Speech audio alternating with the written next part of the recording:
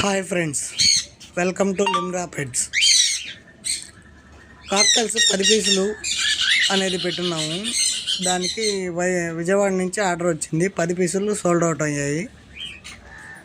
ఇది నెల్లూరు టు విజయవాడ, అన్నీ విజయవాడకి సోల్డ్ అవుట్ అయ్యాయి. రాత్రి ట్రాన్స్పోర్ట్ పెట్టేశాము.